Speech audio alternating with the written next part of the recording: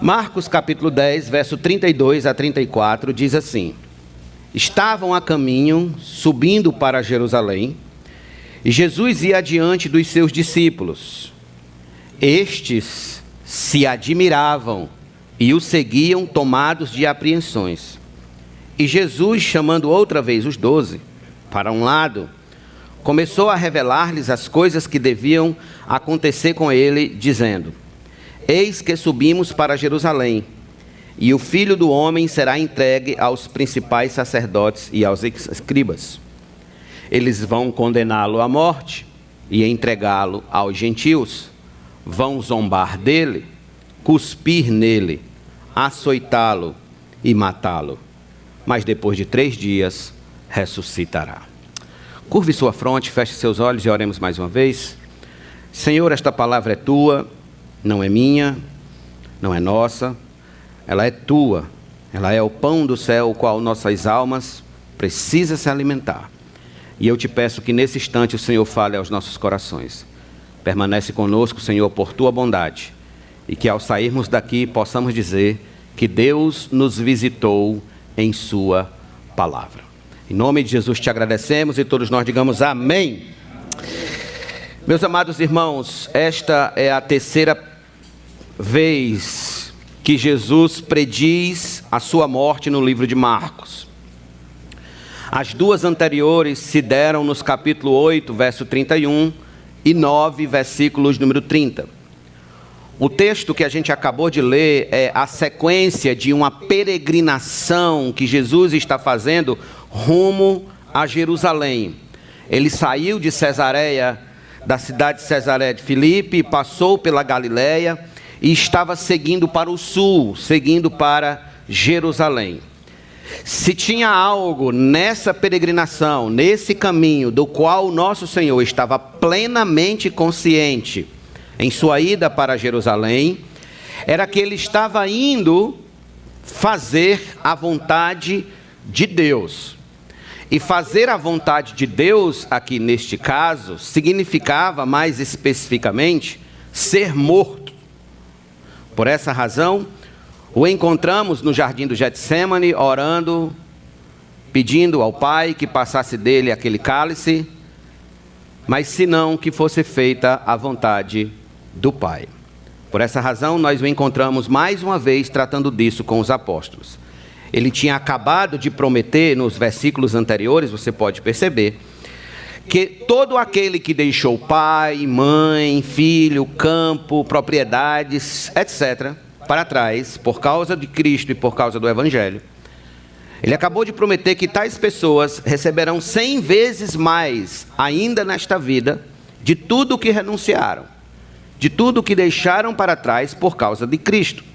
E não apenas isso, tal pessoa também herdará a vida eterna. Como percebemos, esta é uma grande promessa, é uma maravilhosa promessa para o povo de Deus. É uma especial promessa, porque ela se cumpre em 2 fases. A primeira acontece ainda nesta vida, no âmbito da igreja, no âmbito da comunhão dos santos.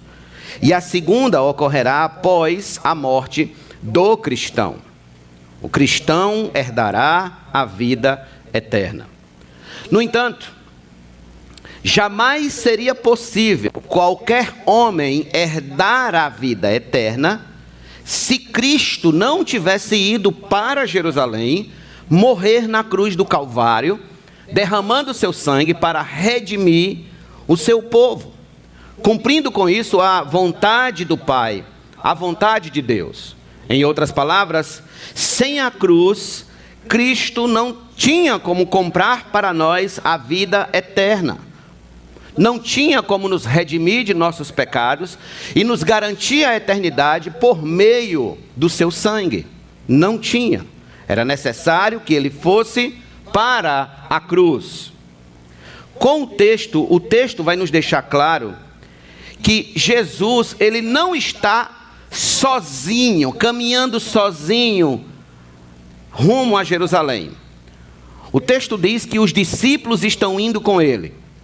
Aqui há uma discussão entre os teólogos se são apenas os 12 discípulos ou se é uma multidão junto com os discípulos.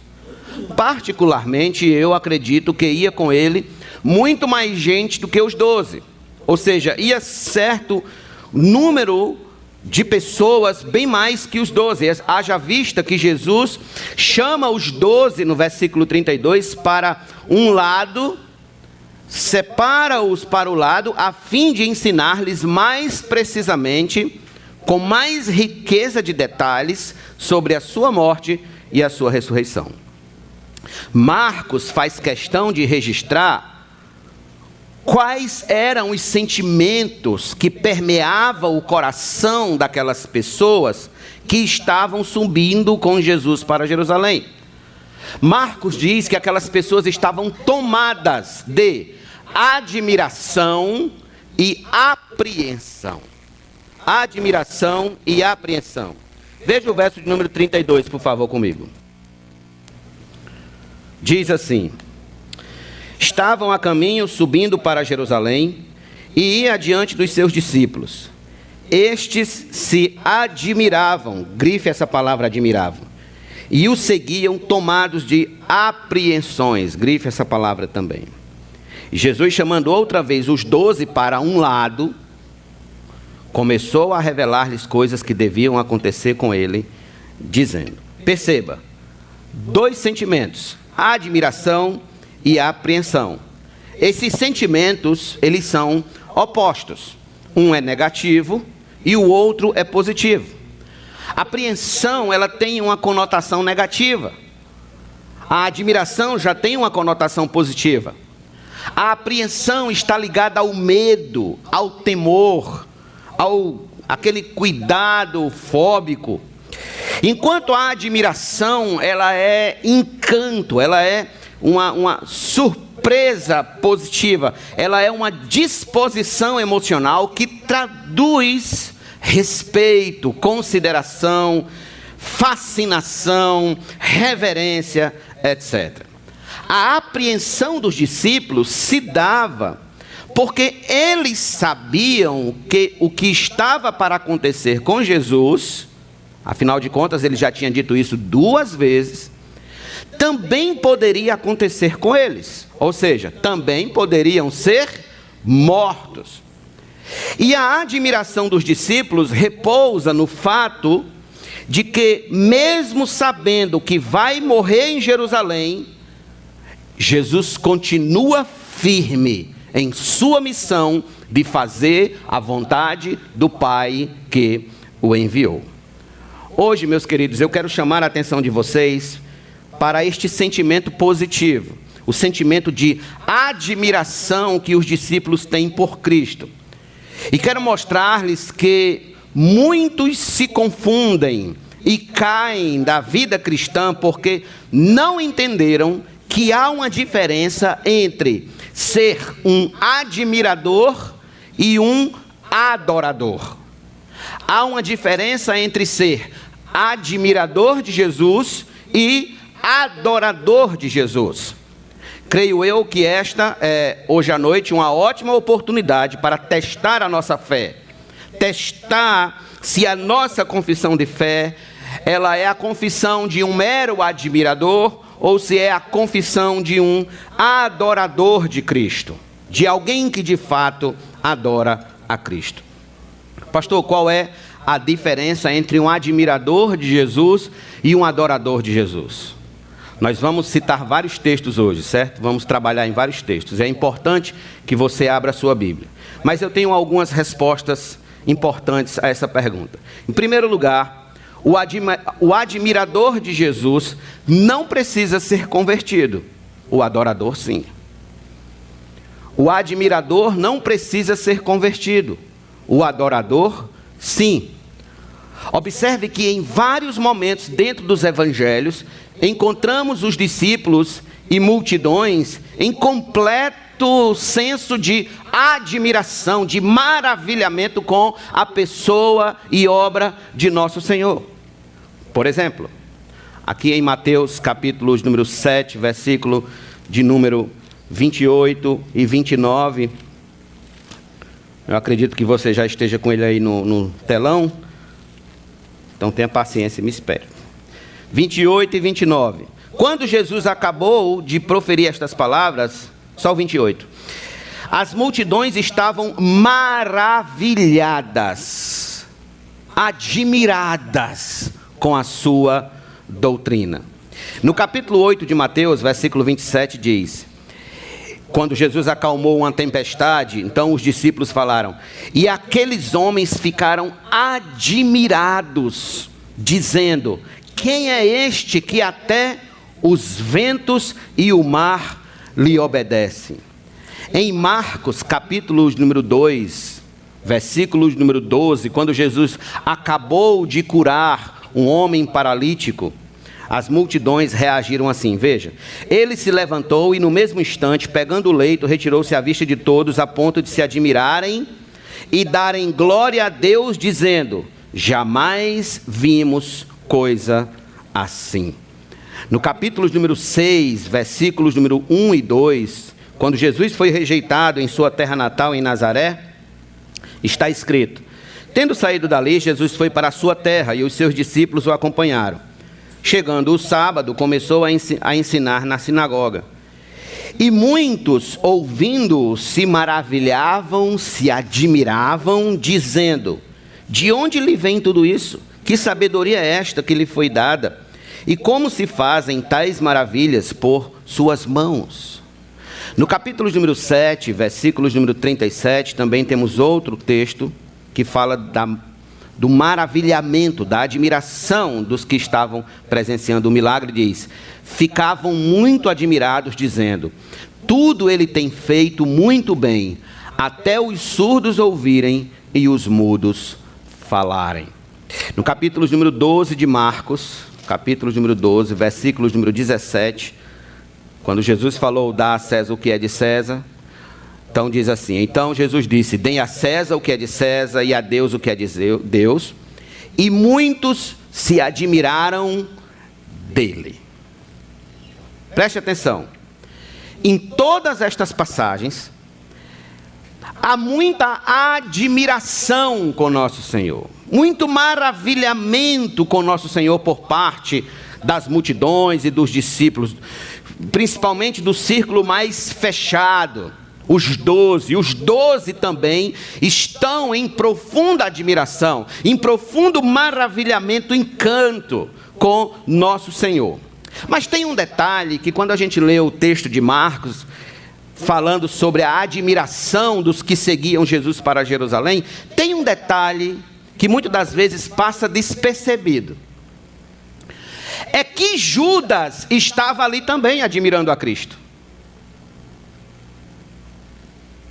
Judas Iscariotes, o traidor, era um profundo admirador de nosso Senhor, mas não era genuinamente convertido. Ele era cheio de admiração por Cristo, mas ele não se convertera a nosso Senhor.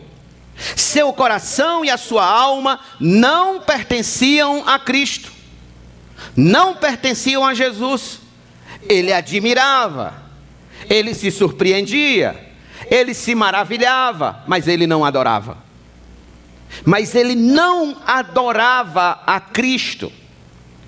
Aí eu pergunto: é possível ser um admirador de Jesus e não ser convertido? É possível ser um admirador de Cristo e não ser um genuíno adorador do seu nome? É possível ser um admirador do Filho de Deus e mesmo assim traí-lo? É possível sentar nos bancos de uma igreja para cantar louvores e ouvir pregação e mesmo assim não adorar genuinamente a Cristo? Ouçam essas palavras, escute, abre aspas. Meus sentimentos como cristão mostram-me meu Deus e Salvador como um lutador. Quão formidável foi a sua luta contra o veneno judaico, farisaico. Como cristão, Eu tenho o dever de ser um guerreiro pela verdade e pela justiça. Fecha aspas. Vocês sabem quem falou estas palavras pejadas de admiração pelo cristianismo?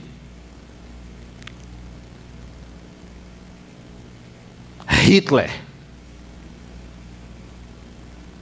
Hitler, que matou mais de 6 milhões de judeus, torrados vivos. Hitler. Perceba, é possível ser um déspota, um tirano, um assassino dos mais cruéis, feito Hitler, e ser um admirador de Cristo, de sua pessoa, de sua obra, até considerar-se cristão. Até considerar-se cristão, que era o que aquele impostor fazia. Todavia, ouçam-me, é impossível um mero admirador ser um genuíno adorador de Cristo, porque esta é uma questão de conversão, de ser convertido. Judas andava com Jesus, mas não era convertido de fato e de verdade a ele. Não era um genuíno adorador. E na primeira oportunidade trocou Jesus por 30 moedas de prata. Mas ele era um grande admirador de Cristo. Pergunto, quantos de nós não troca Jesus e seus valores por um domingo na praia? Quantos de nós não troca Jesus e seus valores por um aniversário do primo na hora do culto? Quantos de nós não troca Jesus e seus valores por uma proposta desonesta no emprego, de fraudar uma nota? Quantos de nós não troca Jesus e seus valores por uma maratonada de série da Netflix? Quantos? Pastor, por que muitos fazem isso sem qualquer sentimento de perda e de arrependimento? Por quê? E eu respondo, porque são meros admiradores de Cristo, não são genuínos adoradores. São meros admiradores. São pessoas que ficam encantadas com Jesus, encantadas com os milagres, encantadas com a bondade de Jesus, mas elas não se converteram de verdade. A fé de tais pessoas não passa de bolhas de sabão. Bolhas de sabão. Deixe-me perguntar, meu amigo, você é um admirador ou um adorador de Jesus? Faça como Santo Agostinho disse, vire os seus olhos para dentro da sua alma e procure aí dentro da sua alma se você é um admirador ou um adorador de Jesus. O que é que você é? Você que frequenta a igreja há certo tempo, você admira a Cristo ou você é convertido de fato a Cristo? Certifique-se hoje, se você é um mero admirador de Jesus ou um genuíno adorador de Jesus. Se você apenas o segue ou se você o adora. Se você é de fato convertido. Se o seu destino foi mudado. Pense sobre isso. Então, o admirador de Jesus, ele não precisa ser convertido. Nós acabamos de ver o caso de Judas, até o caso de Hitler. Mas o adorador, sim, porque é uma questão de conversão. Sem conversão, não há genuína adoração. Segundo lugar, o admirador não se compromete com Jesus. O adorador, sim.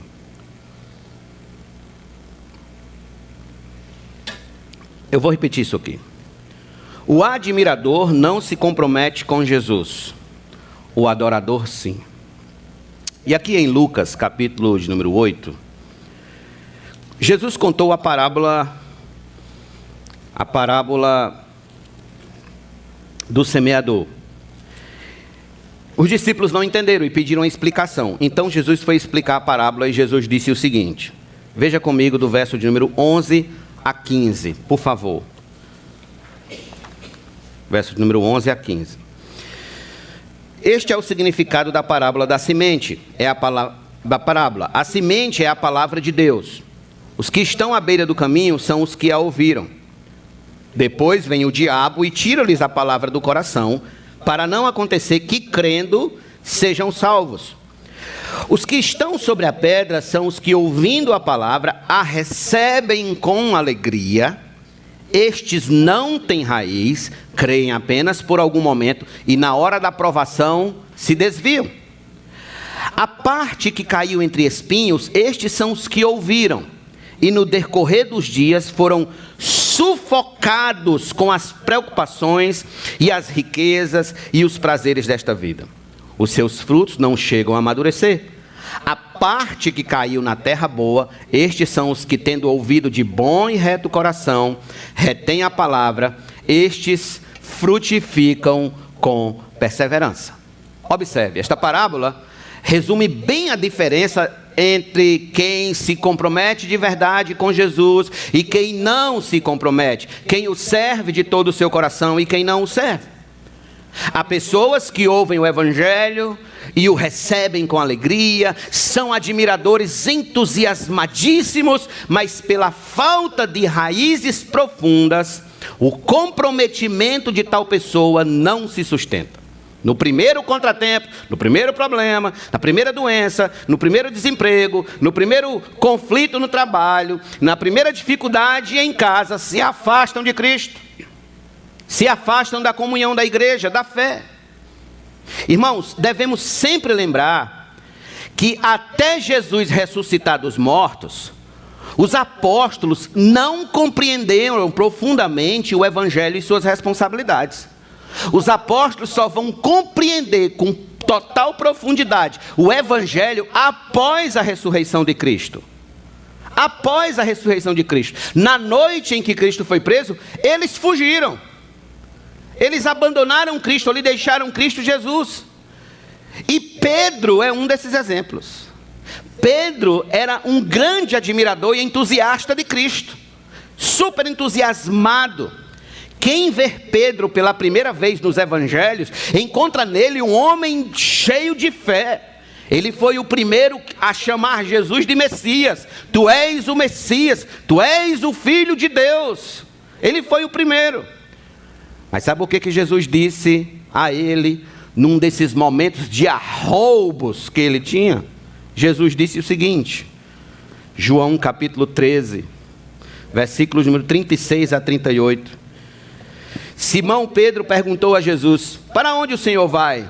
Jesus respondeu, para onde eu vou você não pode me seguir agora, mais tarde porém me seguirá. Jesus já estava dizendo, você vai morrer do mesmo jeito. Pedro disse, Senhor, por que não posso segui-lo agora? Darei a minha vida pelo Senhor. Jesus respondeu, você dará a sua vida por mim? Você dará a sua vida por mim? Em verdade lhe digo, antes que o galo cante 3 vezes, você me negará. Por que Pedro negou a Cristo, mesmo tendo visto muitos milagres? Por quê? Porque até então ele não passava de um mero admirador de Cristo. Um mero admirador. Ele não era ainda um adorador genuíno, profundamente convertido pelo nosso Senhor. Após a sua conversão, após a conversão dele, ele tornou-se um verdadeiro adorador, comprometido com a própria vida por amor a Cristo. Ele morreu por Cristo, defendendo a causa de Cristo. Segundo a tradição, pediu para ser crucificado de cabeça para baixo, porque não era digno, não se achava digno de morrer na mesma posição em que o seu Senhor morreu. Há muita gente, escute isso, que vive entusiasmada com Cristo, feito Pedro. São pessoas entusiasmadas, como Pedro vivia antes de sua genuína conversão. Entretanto, suas vidas não refletem compromisso real e verdadeiro com Ele. Na hora da crise, corre, nega, sai fora, entrega os pontos, desiste e abandona a cruz. Por isso que Jesus perguntou, você dará a sua vida por mim? Você dará a sua vida por mim? E eu pergunto a vocês que me ouvem hoje, você dará a sua vida por Cristo? Está disposto a sacrificar o seu conforto por causa de Cristo, sacrificar o seu dinheiro, sacrificar o seu tempo, sacrificar a sua saúde, sacrificar seja lá o que for, por causa de Cristo? Está disposto? Gandhi fez uma severa crítica aos cristãos de sua época, dizendo o seguinte, abre aspas, não conheço ninguém que tenha feito mais para a humanidade do que Jesus. De fato, não há nada de errado no cristianismo. O problema são vocês, cristãos. O problema são vocês. Vocês nem começaram a viver segundo os seus próprios ensinamentos. Fecha aspas. Pergunto, por que um homem como Gandhi tem a ousadia de se colocar de pé, levantar a voz e nos acusar disso? Por quê? Porque é evidente que falta entre os cristãos exatamente esse comprometimento de corpo e alma com o Evangelho. O cristianismo de muitos dura apenas o domingo à noite. O domingo à noite, na segunda de manhã, acabou. Acabou, já era. Foi-se embora. Na primeira fechada no trânsito. Na primeira cantada imoral pelo colega de trabalho. Na primeira oportunidade de assistir pornografia, na primeira oportunidade de faltar o culto, na primeira chance de que o professor ateu levanta-se contra Cristo e você fica calado, na primeira briga no casamento, o cristianismo de tal pessoa vai-se embora, vira fumaça, se desfaz como fumaça, não vou mais para a igreja, não vou mais servir a Jesus, com você eu não vou mais. Ou se você está na igreja por causa dela? Você está na igreja por causa dele? Amigão, não é a sua esposa que vai lhe levar para o céu, e nem é o seu marido que vai lhe levar para o céu. É Cristo. Se você não tiver Cristo, o único caminho para o qual você vai é o inferno. Porque é Cristo que lhe levará para a glória. É Cristo que lhe levará para a eternidade. Não tem outro nome dado entre os homens pelo qual importa que sejamos salvos. Não tem. Cristo e Cristo somente. Deixe-me perguntar, você ama a Deus de todo o seu coração, de toda a sua alma, de todo o seu entendimento e de todas as suas forças? Qual é o primeiro mandamento? Amar a Deus sobre todas as coisas. Amar a Deus. E eu pergunto, você o pratica sinceramente? Você coloca isso em prática de verdade? Qual o seu compromisso com a leitura da Bíblia diariamente? Qual o seu compromisso com a oração diária? Qual o seu compromisso com o congregar? Congregar, está na comunhão dos santos, está entre os santos, está na igreja, está com o povo de Deus. Qual? Se nada disso pode ser encontrado em sua vida, você deve duvidar se é realmente um cristão de fato. Deve duvidar. Ouça, eu vejo muita gente empolgada com o culto do domingo, mas sem nenhuma alegria com o culto da quarta. Muita gente empolgada com o culto do domingo à noite, mas sem nenhum encanto, sem nenhuma vontade de vir para o culto de oração. Por quê? Pergunte-se por quê. Porque o termômetro da igreja, irmãos, não é o domingo. O termômetro de uma igreja saudável, o termômetro de uma igreja sadia, é o culto de oração. É se o seu povo está orando, é se o seu povo está buscando a face do Senhor, é se o seu povo está em compromisso constante com Ele. É na quarta-feira que a gente vê quem realmente é crente e quem não é. Há muita gente empolgada com o culto de domingo, mas sem nenhum entusiasmo pela escola bíblica, nenhum empenho em servir a igreja, servir a Deus, etc. Estão bem sentados, estão bem satisfeitos em seus bancos confortáveis. O que eu quero dizer a você é o seguinte, é que o seu grau de compromisso com o Evangelho terá todo um efeito na sua vida, quer positivamente, quer negativamente. Isso terá um efeito direto em todos os quadrantes de sua vida. Você não será um pai melhor, uma esposa, um marido, um aluno, um profissional, um patrão, um avó, um filho, um amigo melhor, se você apenas admira o ensino de Jesus, mas não se compromete totalmente com ele, se você não o abraça totalmente para a sua vida.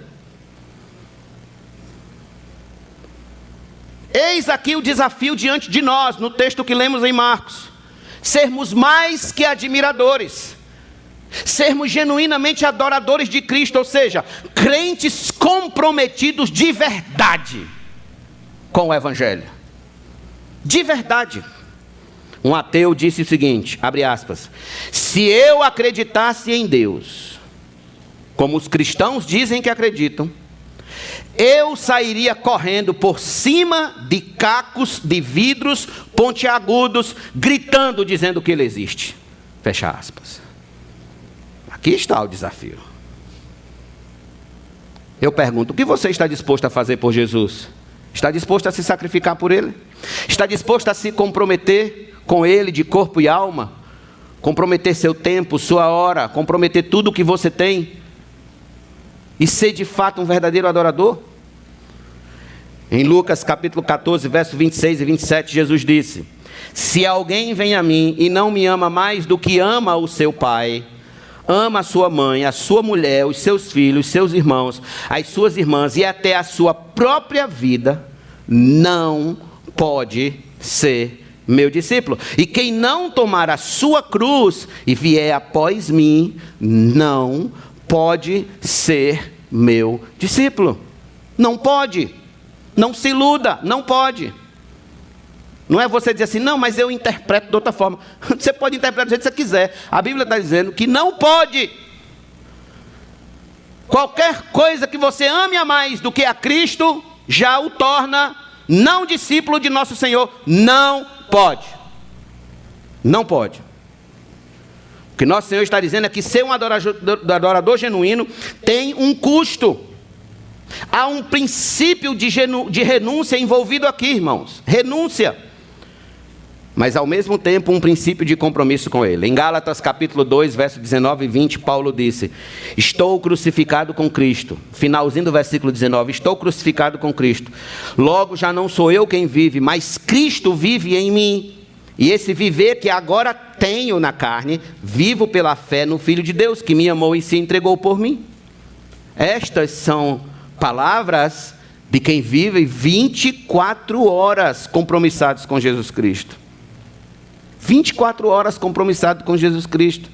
Não de admirador apenas. Não de um admirador. Mas de um homem genuinamente adorador. Convertido. Nascido de novo. Pergunto. Será se podemos falar isso junto com o apóstolo Paulo? Cristo vive em mim. Estou crucificado com Cristo. Será se de fato estamos crucificados com Cristo? Irmãos, no livro do Apocalipse, Jesus escreveu 7 cartas para 7 igrejas. E em uma das cartas, Jesus fez uma dura crítica, dizendo o seguinte.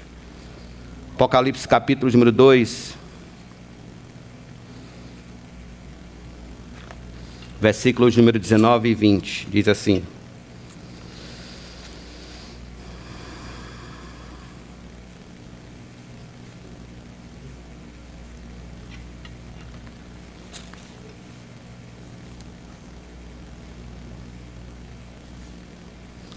capítulo 3, verso 14 e 15.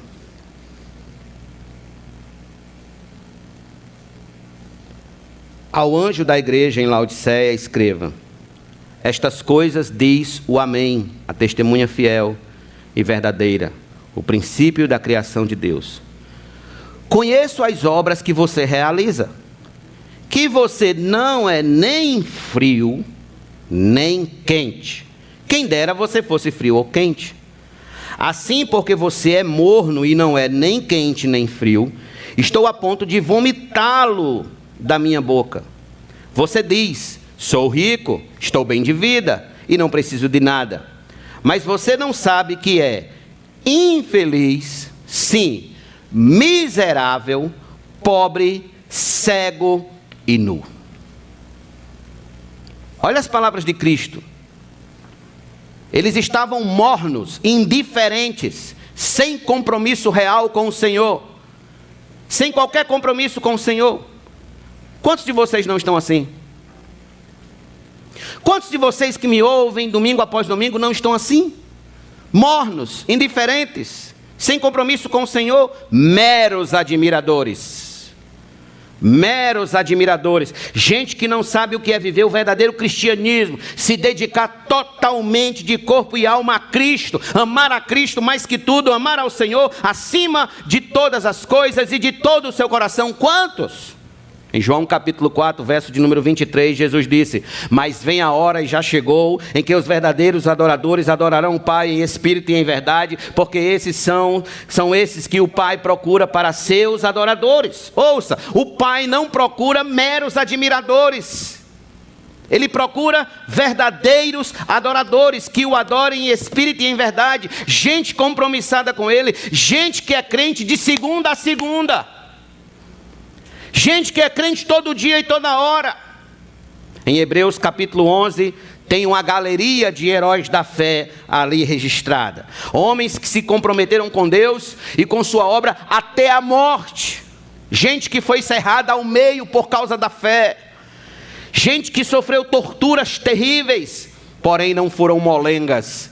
Não foram frouxos, homens frouxos, mulheres covardes, não. Eles assumiram suas posições e batalharam pela fé até o final. Batalharam pela fé.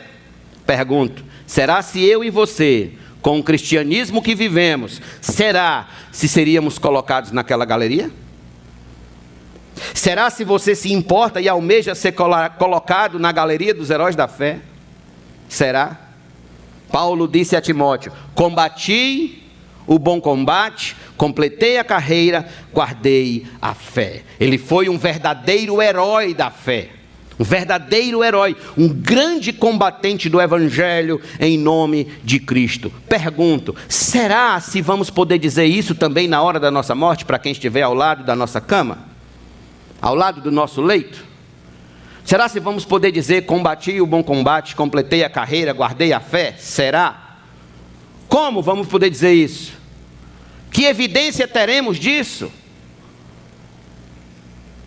Então, um admirador, ele não tem compromisso com Jesus, mas um adorador sim.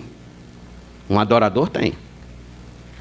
Em terceiro e último lugar, um admirador não é salvo por Jesus, um adorador sim. Um admirador não é salvo por Jesus. Um admirador. O adorador, sim. Então aqui em João, capítulo número 3, versículo de 1 a 7, Jesus disse: havia entre os fariseus um homem chamado Nicodemos, um dos principais dos judeus. Este de noite foi até Jesus e lhe disse: Rabi, sabemos que o Senhor é mestre vindo da parte de Deus, porque ninguém pode fazer estes sinais que o Senhor faz, se Deus não estiver com ele. Jesus respondeu: em verdade lhe digo, que se alguém não nascer de novo, não pode ver o reino de Deus. Nicodemos perguntou: como pode um homem nascer sendo velho? Será que pode voltar ao ventre materno e nascer uma segunda vez? Jesus respondeu: em verdade lhe digo, quem não nascer da água e do Espírito não pode entrar no reino de Deus. O que é nascido da carne é carne, e o que é nascido do Espírito é Espírito. Não fique admirado por eu dizer: vocês precisam nascer de novo. Observe, Nicodemos era um mestre das Escrituras em Israel. Ele não era um qualquer. Ele era um mestre em Israel. Ele conhecia o Antigo Testamento de có e salteado. No entanto, vejam ele com um profundo senso de admiração por nosso Senhor. É assim que ele chega em Cristo. Ele não chega em Cristo como um homem nascido de novo. Ele chega em Cristo apenas como um homem admirado com o que Jesus faz. Ele chega ao ponto de dizer: tu só podes vir de Deus, porque tu estás fazendo tais coisas. Então isso é de Deus. Em outras palavras, o que Jesus está dizendo a Nicodemos é que ele não chegaria a lugar nenhum enquanto ocupasse apenas esta posição de admirador de Jesus. Era-lhe necessário nascer de novo. Era-lhe necessário ser salvo. Há muita gente que visita os círculos cristãos cheios de admiração por Jesus. São verdadeiros admiradores, mas elas caem no erro de se manterem apenas na superfície. Apenas na superfície. Elas nunca se aprofundam de fato, nunca saem da posição de meros admiradores para a posição de nascidos de novo. Nunca. De novas criaturas, de gente transformada. Qual foi o maior exemplo que nós temos mais próximo do Marcos capítulo 10? Aliás, dentro de Marcos capítulo 10, o próprio jovem rico. Lembram do jovem rico que nós vimos aqui alguns domingos atrás? Ele abordou Jesus, ele correu até Jesus, ele se prostrou diante de Jesus, chamou Jesus de bom mestre. Que faço para herdar a vida eterna? Quando Jesus fez a sua proposta, ele desistiu, porque ele via Jesus apenas como um mero admirador. Ele não tinha nascido de novo, não tinha. Por quê? Porque a salvação eterna não é dada apenas aos que admiram a Cristo, mas antes é dada aos que se rendem a Cristo. Há uma diferença entre admirar e se render. Cristo não quer admiradores, Cristo quer pessoas que se rendam aos seus pés, que prestem cultos de verdade aos seus pés, e passam a viver integralmente para Ele. Admiração não é o suficiente para quem quer entrar no céu, não é o suficiente. Em Romanos capítulo 6, versículo 17, Paulo disse o seguinte: mas graças a Deus que, tendo sido escravos do pecado, vocês vieram a obedecer de coração a forma de doutrinas a que foram entregues. Eu quero que você observe aqui. Este é um resumo perfeito do que é ser um salvo em Cristo. O que é ser um salvo em Cristo? Este versículo, Paulo está resumindo perfeitamente. É que você ouviu a doutrina a respeito de Cristo. Em primeiro lugar, o seu intelecto está envolvido nisso. O seu intelecto foi alcançado. O seu intelecto foi alvo da doutrina de Cristo. Então, após ouvir a doutrina de Cristo, você a obedece de coração. Paulo disse: tendo sido escravos do pecado, vocês vieram a obedecer de coração. Veja, a obediência é de coração. Envolve-se aqui o quê? Vontade e emoção. Então, o ser completo está envolvido na salvação. A sua mente, a sua vontade e as suas emoções. E por fim, você se sujeita à forma de doutrina a que foi entregue. Em outras palavras, Paulo está dizendo que Deus tomou você das garras do pecado e o entregou a uma forma de doutrina pela qual você deve viver a partir de agora pelo resto de sua vida. Isso é ser um cristão. É assim que o homem sai dessa posição de mero admirador para a posição de salvo em Cristo. É que agora esse homem e essa mulher está disposto a tudo pela causa de Cristo, disposto a tudo. Ir aonde for necessário, renunciar o que for preciso, amar até os seus inimigos e orar por eles. Morrer por Cristo e não negar a fé. Isso é ser um cristão. O que é que você precisa negar? O que é que você precisa renunciar? O que é que você precisa abandonar para que você se encaixe dentro das perspectivas do que é ser um salvo? Você o sabe. Amigo, não se iluda. Há muitos que foram grandes admiradores de Jesus neste mundo, mas neste exato momento fazem companhia a tantos outros admiradores no inferno. Tantos outros eram meros admiradores, meros espectadores. Eles nunca se envolveram de fato, sempre ficavam no terreiro da casa, mas nunca entravam de fato na casa. E uma palavra também para aqueles que já se batizaram: não se iluda.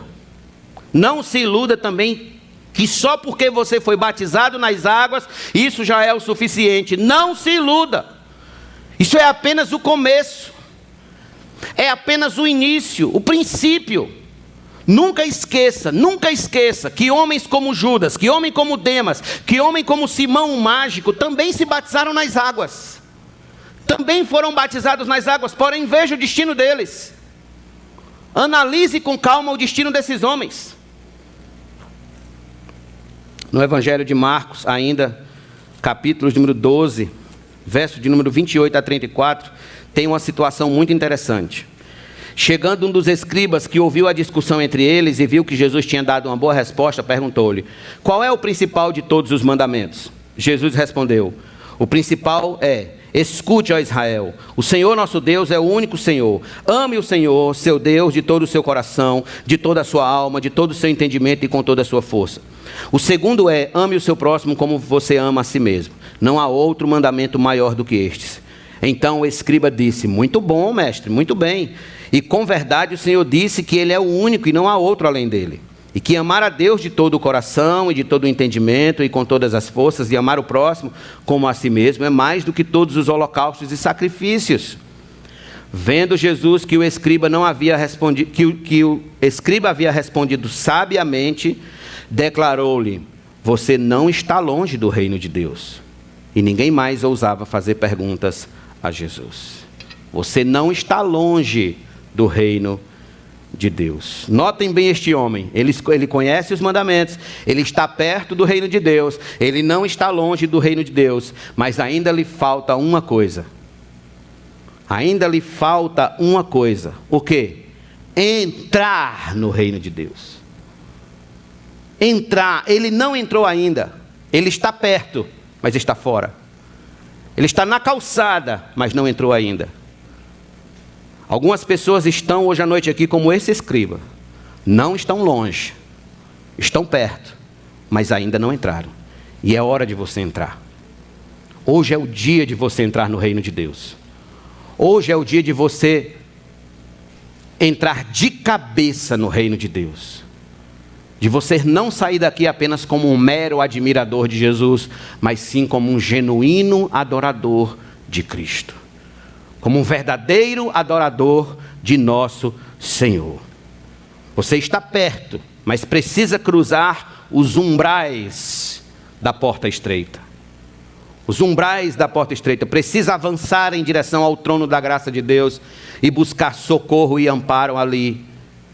Porque terríveis e grandes coisas da ira de Deus será derramada sobre este mundo, sobre os homens desta terra.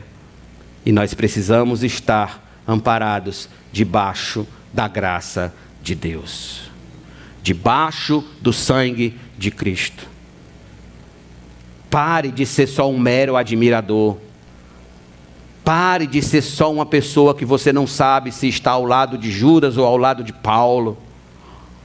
Pare de ser alguém, um híbrido que ninguém sabe o que é. Seja um genuíno adorador de Cristo. Destaque seu coração como um coração de adorador a Cristo. E viva para Cristo. E suba com Ele para Jerusalém. Ainda que seja para ser morto com Ele na cruz. Mas suba com Cristo como um genuíno adorador de Cristo. Eu pergunto, você já entrou no reino de Deus ou ainda está fora? Você já entrou no reino de Deus ou ainda está apenas por perto? Por perto, mas ainda não entrou. A noite é essa de você entrar. Você já nasceu de novo? Está disposto a obedecer de coração à doutrina de Cristo? A mensagem de Cristo? Ou você é um mero admirador? Um mero admirador. Lutero cantava em seu hino Castelo Forte o seguinte: se temos de perder os filhos, bens, mulher, embora a vida vá, por nós Jesus está e dá-nos-á o seu reino. Esta é uma ótima declaração da vida cristã, do quanto ela significa para um homem genuinamente salvo em Cristo. Do quanto ela significa genuinamente para um salvo. É que ele está disposto a perder tudo por causa de Cristo. Perder tudo, contanto que ele não perca Cristo. Mais importante para um salvo não são seus filhos, O mais importante para um salvo não é o seu cônjuge, não são os seus bens, não é o seu carro, não é o seu dinheiro, sua conta bancária. O mais importante para um salvo é Cristo Jesus. É Cristo Jesus. É isso que faz a sua cabeça. É isso que faz o seu coração. É isso que permeia os seus pensamentos, dia após dia, dia após dia, dia após dia. Um salvo é aquele que vive dia após dia na expectativa da última trombeta tocar, os céus se abrirem e o Rei dos Reis descer em glória junto com os santos anjos, e assim a igreja ser arrebatada aos céus e nós reinarmos com Ele para todo sempre. É isso que permeia a cabeça de um salvo. Paulo disse: porque para mim o viver é Cristo. Essa é a mentalidade de um salvo. Para mim o viver é Cristo. Foi isso que ele disse. Essas são as palavras de quem foi transformado pelo poder do Evangelho. Que Deus tenha misericórdia de nós e nos ajude a sermos mais que meros admiradores, e nos ajude a sermos verdadeiros adoradores, convertidos, comprometidos, nascidos de novo e salvos em Cristo Jesus. Amém. Se você ouviu essa palavra e quer conversar após o culto sobre a sua salvação, me procure em nome de Jesus. Feche seus olhos e vamos orar mais uma vez. Senhor Deus da glória, graças te damos.